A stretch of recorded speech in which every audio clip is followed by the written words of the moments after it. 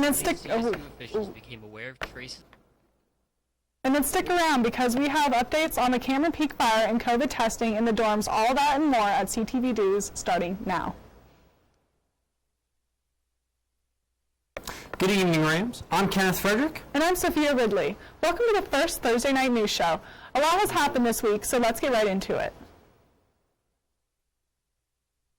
The ASCSU debates for the election coming next week took place Tuesday and last night. Candidates took to the stage to prove why they're the right choice for their roles in the ASCSU. Tuesday night was the debate for Speaker of the Senate.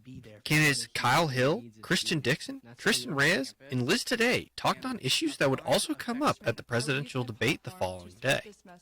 I would like to create more accessibility to ASCSU events. I would like to really encourage a community where people can come in and talk to their representatives and talk to their senators and get to know them as people. I think it's incredibly important. When candidates were asked about the three biggest issues on campus, different topics like these were discussed. I would say the top three issues that candidates or that students are facing on this campus today is systemic racism, is inequality in student fees and tuition, and as well as feeling heard in the classroom. An issue that came up in both speaker and presidential debates was student general awareness of ASCSU and what the organization does for them. Many candidates in both debates thought the solution was to create a place where students could come and make their voices heard rather than interpreted. We've reached out to students within our student organizations, providing opportunities to engage in town halls, engage in activities such as, voicing what they want to see us do within our organizations, and we'll bring that same passion and energy to the ASCSU presidency and vice presidency. The presidential ticket debate featured the parties of Slauson McKay, Taylor and Schindler, Tovar and Jackson, as well as Pena and Gebretzadek. Candidates discussed many of the same issues, such as COVID relief and diversity. That means implementing a diversity and inclusion training module for all students, as well as revising our code so that we can better support this community. Also, inclusion on campus was a large part of the debates. All of the candidates had different ideas about how they were going to address the issue. Slauson McKay planned to create an educational program to teach about diversity and inclusion, much like alcohol EDU courses that are already taken by students. Taylor and Schindler said they would include diversity in their cabinet members, who would then provide diverse perspectives and backgrounds. Tovar and Jackson wanted to reach out to students to come up with a definition for hate speech and make a program to re-educate those who use it on campus. Pena and Gebretzadek are running on their promise for unity for the community. They plan to work closely with SDPS offices to make sure that they are representing communities as best they can. How can Colorado weather get any crazier? Whoever wins is determined by you. Students can vote for both Speaker of the Senate and President on RamWeb starting September 14th. Polls will close on September 16th at 4 p.m. Earlier this week, the Centers for Disease Control and Prevention ordered a federal block on certain evictions. This order will safeguard Fort Collins residents who make less than $99,000 for singles and $198,000 for couples. The CDC believes that evictions could pose a threat to the slowing of the spread of COVID. Although this is a federal order, different judges will most likely make the final decision whether or not the CDC's order relates to the eviction. Fort Collins city officials are trying to create a program to provide legal assistance to those possibly being evicted.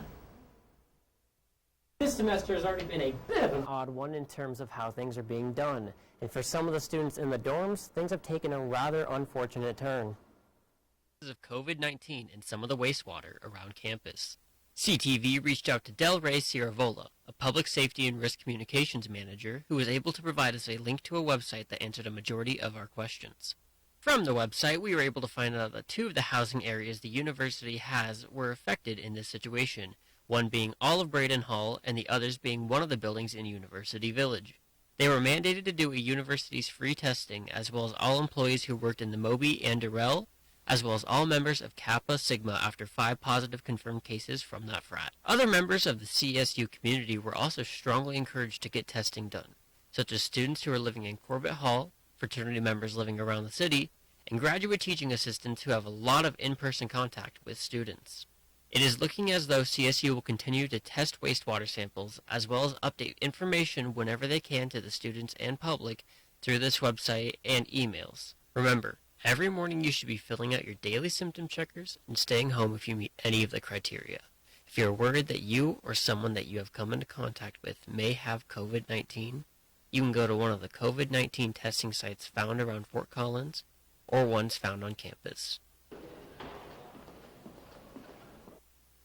If you wish to keep updated on this info, you can go to covidrecovery.colostate.edu/COVID-testing/ for more info. How can Colorado weather get any crazier?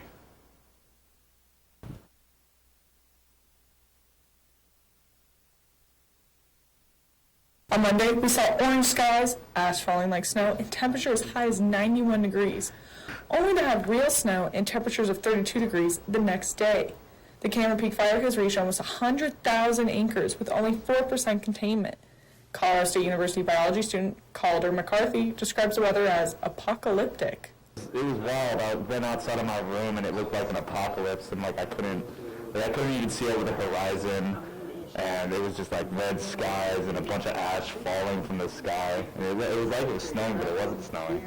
And then the next day I woke up and it was snowing even more, but like real snow, and it was all slushy. And it just changed from like 80-degree weather with like fires and smoke and stuff to like snowing and slush and kind of gross outside. Thanks to the Coronavirus Relief Federal Fund, the City of Fort Collins will be providing a $1.5 million in financial assistance to small business owners and nonprofits. The amount of aid given to each business can be up to $7,500. The eligibility requirements include being physically located in the City of Fort Collins, having a gross revenue under $2 million, and having been in operation since July of 2019. Josh Burks, the Economic Health Director of Fort Collins, said, "Ultimately, if we can help ease some economic impacts, businesses can focus on keeping doors open and their workforce intact." Earlier this week, Kyrie Brown was formally charged with 2 counts of first-degree murder. Last month, Brown stole a 2017 Toyota RAV4 and listed it for sale. Joseph and Joseline Rowland met him with a few $1,000s in cash for the car. Brown told the couple he had the wrong title and convinced them to follow him to an apartment complex near South Parker Road. He then pulled a gun on them and shot both Joseph and his wife, with their car started to move forward. The couple died at the medical center of Aurora within minutes of each other. They left behind 5 children. In years past, Colorado State University has celebrated the College of Agricultural Sciences Ag Day, filled with festivities and gatherings that bring Colorado and ag together. However, after the Mountain West Conference chose to postpone all intercollegiate sports, CSU decided to forego the in-person protein barbecue that was set to take place on September 19th. In its place, there will be a week's worth of virtual and at-home opportunities to celebrate. Within the week-long celebration, beginning on September 14th, CSU plans to talk about the history of agriculture, host a few special guests, and even share recipes to help create your own at-home barbecue. More than 600 people could be laid off with the latest in RTD budget cuts. With a pay gap of almost $170 million, RTD is looking at cutting up to 30% of jobs. Due to dramatic declines in ridership during the pandemic, RTD will most likely run out of funding to keep staff on the payroll by the end of the year. Other proposals to close the $170 million gap include shelving the long-awaited Fast Track project. This project plans to extend the B line from Denver to Longmont, but it costs an estimated of $1.5 billion, with less than $150 million saved. Although Homecoming and Family Weekend may look different this year, the purpose remains very clear: celebrating unity within Colorado State University. From October 1st through the 3rd, CSU will light the A, run the virtual 5K, and of course, show off Ram Pride. With Spirit Day taking place on Saturday, October 3rd, CSU encourages all students and alumni alike to break out their green and gold and show the world by posting it on social media with the hashtag CSU Homecoming. For more details on Homecoming Weekend 2020, you can visit homecoming.colostate.edu. The pandemic has caused some serious blues, but Fort Collins comedian David Rodriguez wants to change that. Rodriguez plans to open his very own comedy club, which would be the first here in Fort Collins in 3 decades. Rodriguez hopes to find a space that is entirely their own, nothing rented out on weekends in a bar or on a stage. Although the idea of a comedy club in the middle of the pandemic seems risky, Rodriguez is optimistic that come early next year, people will want a place to laugh. Well, folks, that's all we have for the news. Stick around to see what's next in entertainment with Angel Cooper. Up next.